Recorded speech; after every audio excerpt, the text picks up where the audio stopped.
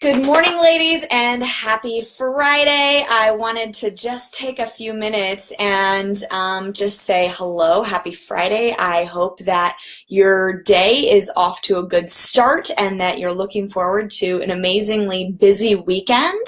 On this Friday, Fridays are a little bit like Mondays for a lot of the agents that I work with because you're gearing up for a big weekend. You might be taking people out to do showings, or maybe you're gearing up for an open house, hopefully writing a lot of offers. I know right now for a lot of people, they feel like the market starts to shift when school gets back in and things start to slow down, but it doesn't have to be like that. For the clients, the agents that I work with, a lot of times they don't see that big of a shift in their business, and that's because they have consistent strategies in place to make sure that their funnel stays full. So I want to make sure that you're doing that, but in the meantime, one of the things that I wanted for us to talk about today is how you may need a Band-Aid, right? And so I talked to a lot of women who are like, God, it would be great if I could have, hire an assistant or hire a buyer's agent. But right now I'm just really strapped for cash and I'm not in a place where I can bring somebody on. And I'm going to challenge you a little bit, right? Because I think that we get in our mind that we really can't do that. And there are lots of ways to get started. And sometimes it's about a Band-Aid.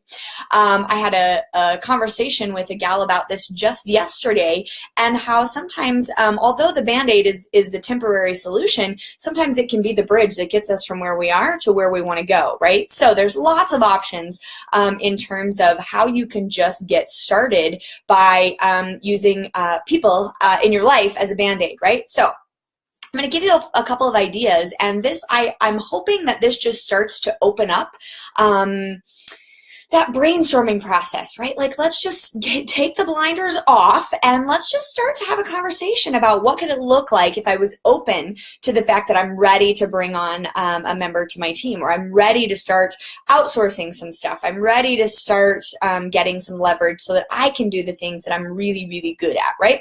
So the first one is a virtual assistant, right? Virtual assistants are great. There's different kinds of virtual assistants that do all sorts of different kinds of things. I saw one of our newest members, I have to look up her name, but I saw she was a member of a virtual assistant group. There is another woman in here who's a real estate agent that just started a virtual assistant company. So there are people that I'm connected to, that you might be connected to, that you don't know, can help you provide some of those services for you. And a lot of times they have weekly pricing. Sometimes you can buy the services in chunks of hours, so you can use the time over the course of a month, 2 months, 3 months. The thing that I think is most important, step number one, okay, is that you've got to sit down and make the list, right? So what's the list? 3 columns. And it's sort of a needs analysis for your team building strategy, right? So where are you in need most? A lot of times the agents think that hiring on somebody to do the things that are not getting done is the best solution. If you're strapped for cash, I'll just tell you right now, that is not a good idea, right? Bringing somebody on that's going to take care of the things that are not getting done and doesn't give you any leverage is not going to help you increase your bottom line, right? It might improve your customer service, but it's a very slow process to getting revenue, right? We're looking for low-hanging fruit. We're looking for how to get cash flow into your business right away. And a lot of times, in order for you to do that, you need to have leverage for your time, right? So when you sit down and you make the list, you're going to have 3 columns. The first column is the things that aren't being done, right? The things that have been on your to-do list. You shouldn't have a to-do list, by the way. You should be having a success list. But the things that are on the list that you just don't get to every week consistently. Maybe it's been there for a month. Maybe it's been there for 6 months. Shit, maybe it's been there for a year, right? Those are things that are not being done that if being done would provide and would level your business up a little bit, but they don't give you any time back because they're already not being done, right? So that's one list of things. So I want you to write down all of those things. The second column is things that you should not be doing. In one of the other videos, I think it was a live that I did on my regular Emily Petroff page, I talked about, and I think I posted it in here too, I talked about how knowing how much you make per hour is really important, because when you know how much you're worth per hour, you can begin to decide, should I be doing this task, right? And although we might not be able to outsource all of those tasks, you can start to be really intentional about the tasks that you are doing, right? So that's that. To find that number out again, just for those of you who are new, maybe haven't heard this before, you're going to take the total amount of money that you're going to make this year, or take the total amount of money that you made last year. I'm talking about gross, right? And then you're going to take the average. How many hours a week do you work on average, right? Are you a 70-hour-a-week person on average? Are you a 40-hour-a-week person on average, right? And then you're going to multiply that by 52. So if you're, if you're working 40 hours a week, you're going to multiply that by 52. Okay. And then you're just going to divide that number by whatever the number was, your gross number, right? And that's going to give you your dollar or your hourly rate. So once you know what your hourly rate is, you can decide, like, holy cow, I need to give myself a raise. And that either means by working less hours, right? Or by hiring somebody else to do the things that you're not doing, so that you can really focus on the highest level tasks. Now, that's where that middle column is really where the rubber hits the road, because when you are able to take and get more time back for you, and then discipline yourself not to ping around and not to work on the tasks that are not revenue generation, right? So like lead gen and follow up, follow through. Those things are the things that are going to dramatically impact your business, right? I mean, and you're going to see it right away inside of 30 to 45 days. So, and how long does it usually take for us to close a transaction? You're looking at about 45 to 60 days, right? So you're going to see a shift real quick in that middle column. So what are the things that you're not doing, or that you are doing that you should not be doing, based on being able to hire somebody else or outsource that to someone else, so that you have time to do the highest value task.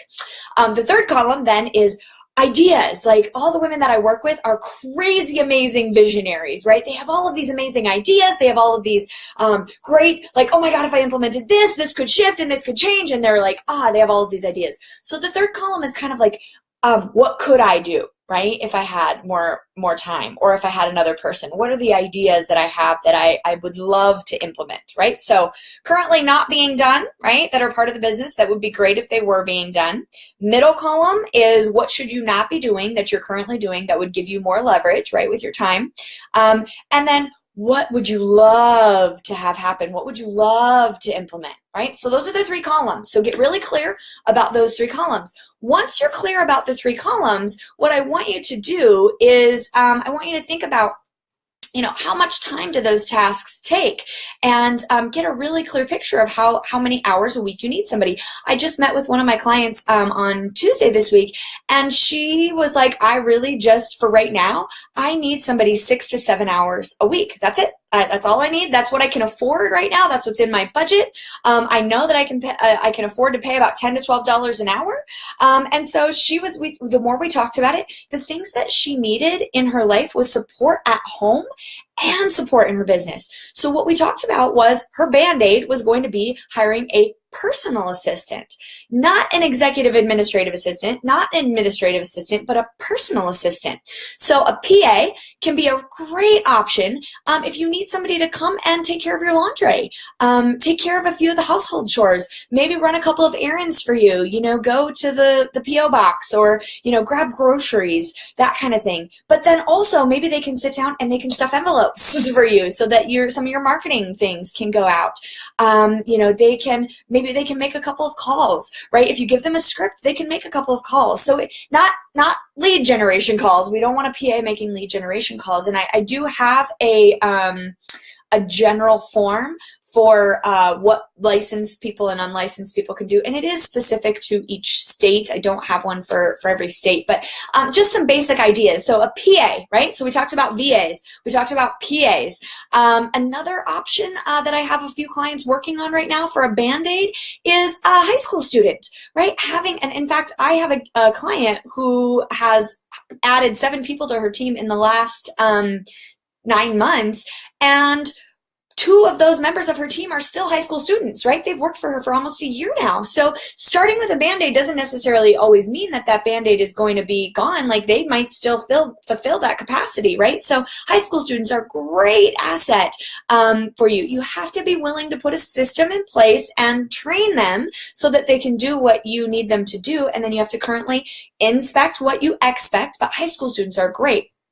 I love connecting with PTAs because PTAs are often full of moms that have amazing skill sets, but that really value spending time with their kiddos, right? So they are available during the day sometimes to be able to do things for you. They might be able to run and put a sign in a yard, right? Or throw a lockbox on a house for you. Those are things, those are not high level tasks that you should be doing yourself. So if those things didn't make your list, put them on there right now, right? So there are lots and lots of, I'm trying to think if I had anything else. The other thing to consider is that when you think about, oh my gosh, I need to hire somebody, often we get into this feeling of, I have to hire a full-time person. You don't have to hire a full-time person. You can hire a part-time person. You can hire a quarter-time person, right? So begin to think on small levels. You don't have to eat the whole elephant at once. You can just do it one bite at a time. And that might be what your Band-Aid is, right? That might be what you need, that first step to sort of get started. But that first step has to include you getting some leverage back. Because if you're already maxed out with the amount of time that you're spending, adding another person just to offset and you're strapped for cash, adding another person just to offset the things that are already not being done is not going to help you improve the cash flow situation. So just a little bit on a Friday on how to take that first step and getting those people. Finding the right person is also something that's really important, and I have some strategies where to find them, how to find them, and how do you know if they're going to be a good fit for your team, right? So those are also things that we talk about in this group. So thank you, new members, for joining. So glad that you're here. Hope you guys have an amazing weekend, and feel free to introduce yourself. Let's talk a little bit about are any of you using Band-Aids right now? Let's talk about that. So go ahead and post in the comments below, and let's get a conversation started about that. Love you guys so much. Have a great day. Bye.